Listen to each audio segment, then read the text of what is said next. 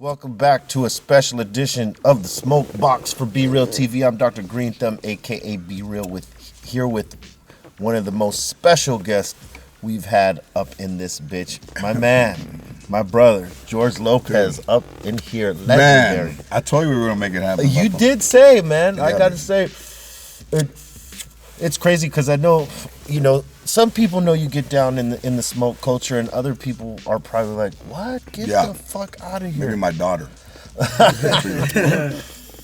I know how that goes. My daughter thought I smoked cigarettes. Daddy, smoking's bad for you. Like, yeah, it is. Hey, but I want to, first off, thank you for a couple things, right? First, for being a leader in the community, you know what I mean? Like fucking bringing people together and showing, other Latinos that you can fucking do this. Right. You know what I mean? And just bringing the culture together, not only by entertaining people and making them laugh, but also by educating them. Because, I mean, you go out of your way to do both.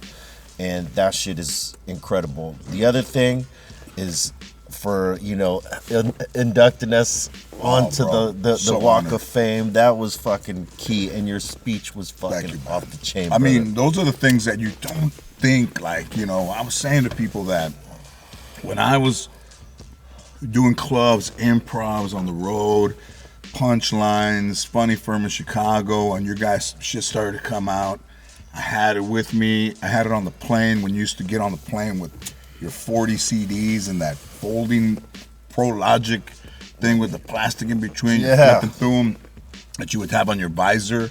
You took it out of your car.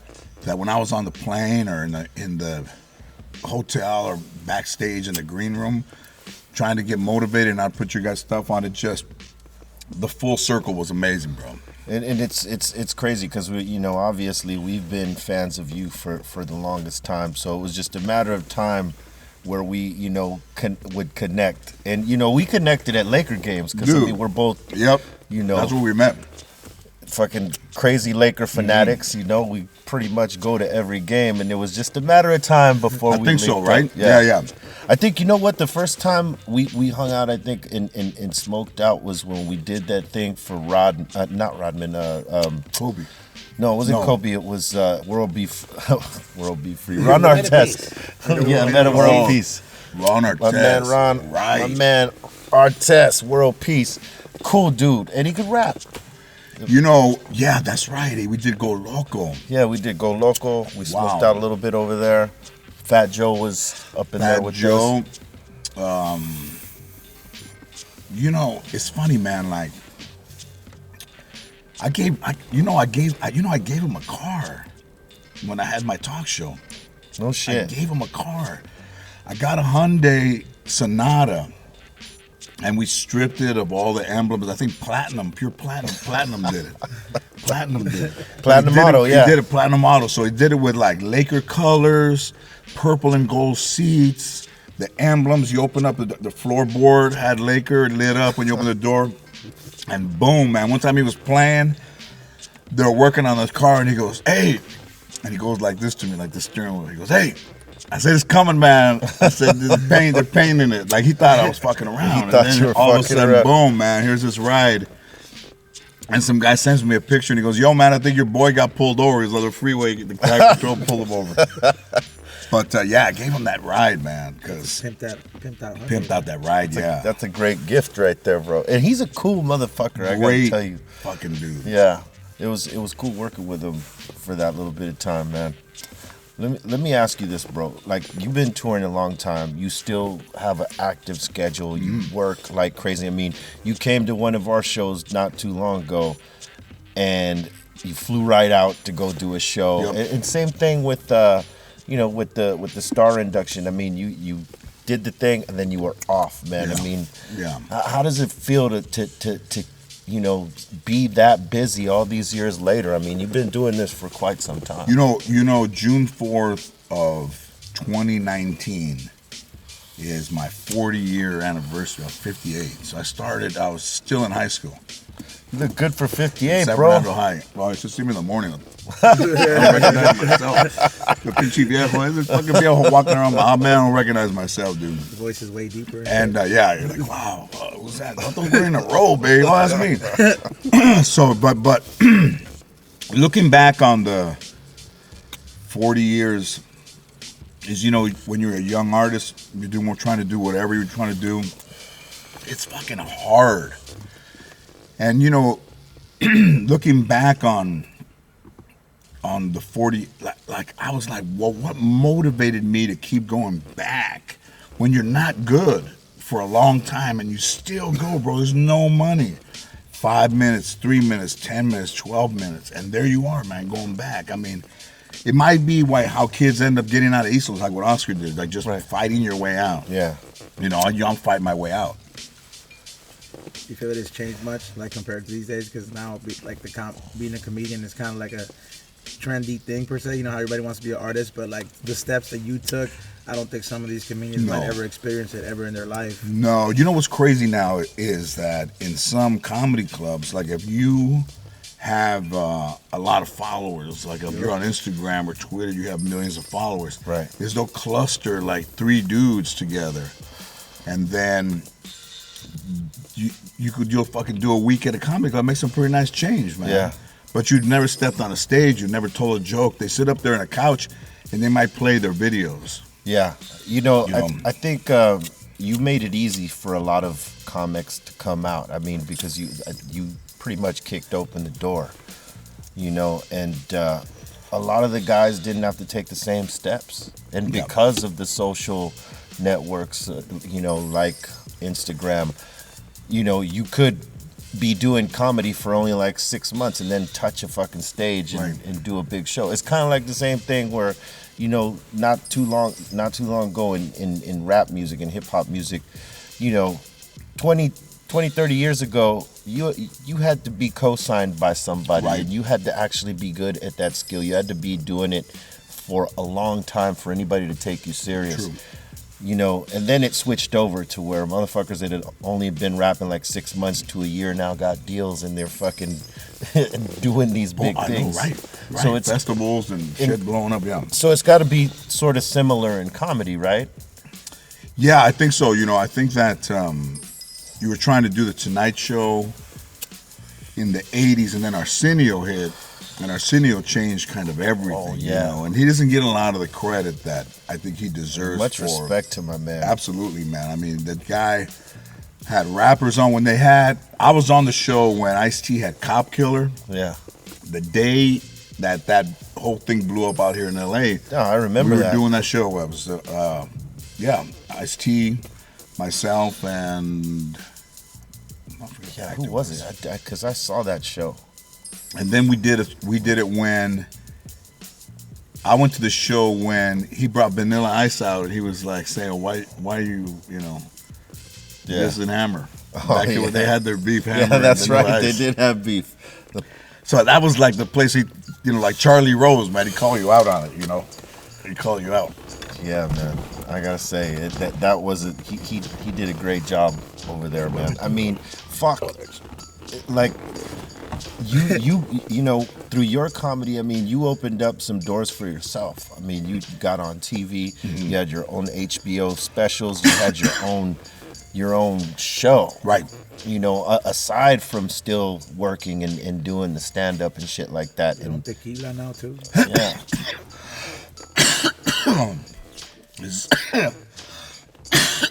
Sorry. Did you ever think, you know, as you're coming up in the stand-up game, that you were going to get any of those opportunities? You know, because being a Latino comic, I mean, that has its own obstacles in itself.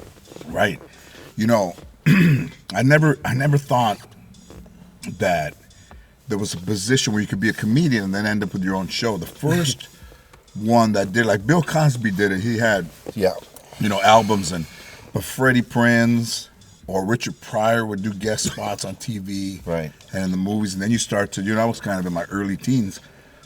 Then you start to figure that there's a gig, man.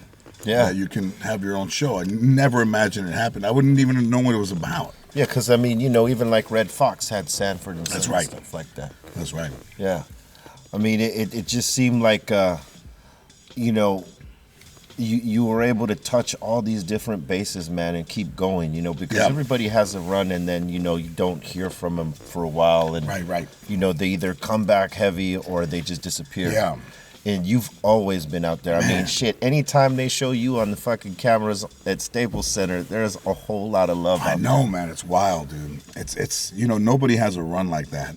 And I think that is from just, like, never disconnecting or not touring for a year. Right. Or, you know, I always thought that, especially in the beginning, that a lot of people that were going to the comedy clubs or the theaters or bigger venues like that to come and see me had to grow and learn how not to yell out stuff or really how to be an audience. Right. Because Latinos weren't going the way they're going now to comedy clubs. So they didn't know that you couldn't, like, yell out, you had to be quiet, that they gave you the bill before the show was over. They're like, whoa, it's not, you know, what are we doing here? So every comedy club I went to, if there was a table that hadn't left yet, it was a Latino family fucking arguing over the bill. 2 hours after the show's over. They couldn't, you know. That's why when Trump said, hey, Mexico's going to pay for the wall, I was like, shit, we can't even split a check. Would you ever do a celebrity roast? Would I let them roast me? Shit, Yeah. I think so. I think you almost have to. Do you know who you would have an idea to do that? Let's see. Who would want to, like Chris Rock or, you know, Arsenio, maybe. Who's out there? I don't know. I mean, off the top, those are two. Yeah, those Those guys. Yeah. Jamie Foxx, you know, your friends, the dudes that, you know, Andy Yeah. Garcia, Cheech. Is there anyone you'd like to roast? I have my aunt. Fuck yeah, I like to fucking get focus on familia right there. I'd like to roast my Tonight aunt we're tonight. fucking roasting my tia Janet. Man, that's got you. See, like you as a comedian, you know, like some comedians make it out to like a really big scale, like where you're at, and every now and then, like, cause I'll go frequently to the comedy stores, and every now and then, like Chappelle would just like so quietly just like swoop in there and just do a show. Do you still do that every now and then? I mean, you don't have to announce it, but like, you know, do you still do that just for like the, you know, just surprise attack? Yeah. Well, you know what? I did some of the Ruby Tuesdays over at the Laugh Factory with my man Ruben. So I did. I think we did 5 shows in 2 weeks: Tuesday, Wednesday, and a Sunday at 3:00 in the afternoon. I said, I wonder if people will come out during the day. And 3:00 in the afternoon, Pichi Viejos come out. They're like, I'm really asleep by 9. We're gonna come and see you at 3:00. Hey, people want to laugh, man. I mean, They do wanna laugh. They say that laughter is a part of, you know, healing yourself. Yeah, and I think right now when times are like this, that there's so much racial tension, like I've never seen it. Oh, You yeah. know, or tension with the police. Yeah. And just tension amongst, you know, over a parking spot, man. Or For any little thing. fight about anything, dude. Anything, The bouncers and that. The only way to survive is to fucking laugh, bro. Yeah. I mean, well, everybody's turning on each other, but if you still can laugh at the end of the day, or just by yourself, man, smoking out a little bit, it's in the porch thinking about shit, and people start laughing. Do you remember the first time you smoked? Yeah, man. Listen, man. The first time I smoked, we went to a house party there in Mission Hills, across the street from San Fernando High. And we were drinking some wine and smoking. So, you know, it's the first time you realize that you have the blackout gene that nobody wants to have. Fucking walked home, man. Fucking everybody's looking for me, man. I left the party. I didn't even tell anybody was going. Because some girl was dancing with some dude. I just left. I'm mad. Fucking walked out by myself. Gotcha. Crazy. Let me ask you this: Who is your favorite comedian coming up? Who is like your biggest influence, you think? Well, I think that, you know, when I was like 17, 16, that Richard Pryor did an HBO special in Long Beach. It's considered like maybe one of the best recordings. Right. And that came out on HBO, like cable for the first time. It was HBO. And at 7 o'clock, you went and turned off to on. You hit the switch, and it was called On TV. Yeah, I remember On there was TV. On, Select, and the Z channel. Those were the 3. That's it. And then it kind of went to, that was the beginning of cable. That's right. So Yeah, the very like start. that was the first. That was like when VHS was still coming out. Yeah. So my buddy had a Richard Pryor from Long Beach VHS, and I just watched that. Like I've seen that thing fucking 2,500 times at least. So it was on all the time. I used to just leave it on as noise in the back, you know. Yeah. Because you learn how he changed from subject to subject. You know, you kind of know what works. Kind of see the way he built stuff. It was good. I think Richard Pryor, I said, was the only black person that my grandmother let in the house. He could only come in. He could only come in through video. And he touched everybody, I think. Like, he influenced such, a style of comedy that, I mean, you still see that style to this day.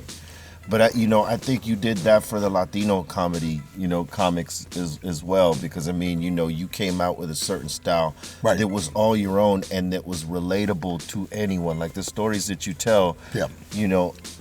Everybody has that sort of story, you Yeah. know?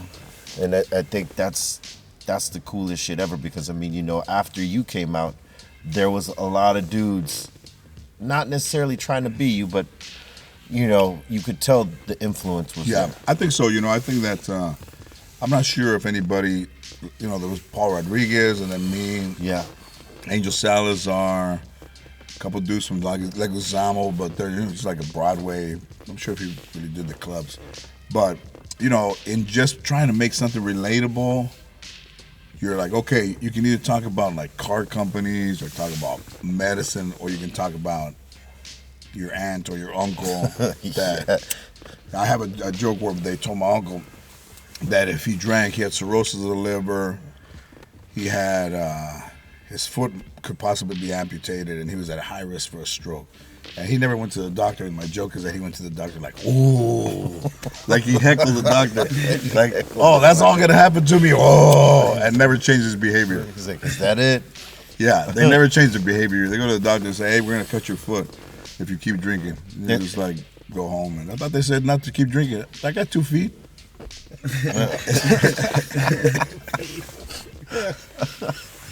Man, like that shit, you know what I mean? Like shit you felt or shit you talking about going to Dodger Stadium and sneaking in a bottle and Yep. Nah, bringing chorizo and opening the chorizo, people looking Bottle around. anywhere in general, man. Yeah, they would they'd give me the bottle and they put it in my glove, and they would go, walk natural. You know how many They're people? heckling you. How many people felt your Eric story? I was like, Oh, yeah. they substituted Oh, the yeah. Eric with somebody else. Oh yeah. So many people Oh, felt that, dude. man. I must agree. To this day, I say, fuck that puto. That day, everybody, like I was in New York, and they were like, "Fuck that puto," and for that story, man, I was 17 years old, so really a year before I started doing stand-up, and I went to shake his hand, he wouldn't shake my hand, and I was like, "Hold on." I remember that. Oh man, the other story that a lot of people talk about is the Mencia thing. Yeah, And that like he took material from an HBO special you had done. he used it in that. Yeah, Yeah, and I actually saw that, and then when I saw you speak on it, I already, no disrespect to homie and his craft and all that stuff, but it wasn't my, Right. style that I like. And Right. then when that all happened, I really was like not feeling. I know. I went to HBO and I said, "Hey, what's this right here?" And they're just like, "Oh, well, we didn't know because we don't." I go, "But don't you like guys look at other comedians and see?" And they're like, "Hey, he told us it was his material. We take you at your word," and they didn't know until I went over there. So That's crazy because with music, it's like they track music, right? So Right. like if you use somebody else's shit somewhere and you didn't get approval or whatever, there's a flag on that immediately. And jokes, when they originate from one comedian, it should be the same way. Should be the you same guys thing. got to copyright your shit? no, I mean you can copyright maybe some sayings, maybe, Yeah, but like Right. not the story. but not the story. Huh. You just kind of go. Sometimes a lot of stuff is in parallel. If a joke is just not that complicated, and somebody says it, a couple guys could say it, And they'll change think it. the same thing. They'll make Yeah, a little variables bit, on it. but they don't know each other. It's just parallel. Sometimes dudes think of the same joke. Yeah. How long you been playing guitar? Well, I don't play guitar. I've been trying to play since I was 15. Because I see this, this Eddie Van Halen style guitar here. So when I was 15, I always wanted to play, and I told myself this year that I would.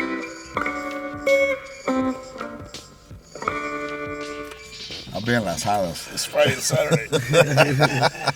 But the one thing that I really loved was music, and that one thing that's kind of eluded me is being able to kind of play. But I play because I just like the sound of it, and like being around music.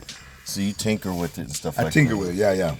And you collect guitars too, right? Yeah, Santana, the guy from Kiss, Paul Stanley, broke a guitar in Milan, and I brought it back to the customs, and all the customs were like, hey, this guitar is already broken, so come back here and sign a letter of, that you took the guitar broken. Yeah. And I'm like, yeah, the dude from Kiss broke it, but they don't know that, so you got to sign a waiver. So if it landed in LAX, they'd go, hey, my guitar's broken. So he broke the guitar in Milan, and I brought it back, and I just got it framed at the end of the show. Kiss breaks the guitar. You were a big Kiss fan, huh? Yeah, man.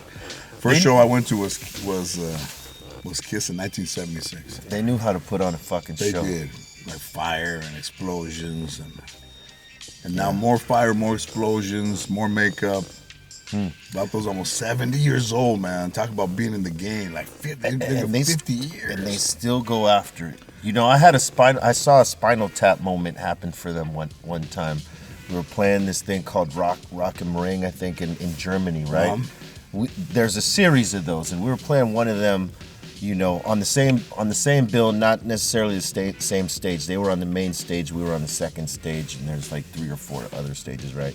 And so as we're coming back to our trailer or whatever, about to get out on our tour bus, and we get to see a little bit of the stage and what was going on, during their set, and they had just started, and they all like came up from this hydraulic shit, and his got stuck. Oh shit! Me and Gene shit got stuck. You could see him in there pissed off. Oh, locked in there, yeah. They finally got him out, but that's hilarious. That is like Spinal Tap. It was a total Spinal Tap moment. Yeah. But yeah, Kiss. They rocked the fuck out. Hey man, I want to thank you for taking the time. I love you, man. Thank you for here. allowing me to honor you in the Walker family. Hey man, it's an honor to have you, man. I mean, you do so much for the community, so much for Latinos, man, and we can't thank you enough for taking the time, and we're gonna do more. We're gonna definitely do more in the future for sure, man. That's for sure. Let them know where they can find you. I mean, I know they know, but at George Lopez, Twitter or Instagram, Facebook. I'm always George Lopez. That's right. Legendary. You know what I'm saying? Leave a comment, subscribe to the channel. My man George Lopez. You know what I'm saying? Stay blazing. Got the heart of a lion, soul of a titan, mind of a genius, fly with the heighten. All your senses is senseless, resistant, relentless. It's what they call you when your grind is endless. Let's get this. They say I'm psycho. I move weight like lipo. Got a big crib like Michael. Out the window with a rifle. My wrist game on light show. I'm backstage with white hoes. I got pre-rolls in that red cup. That's key lime. Don't like though. Hey, this is George Lopez, and you're watching Be Real TV.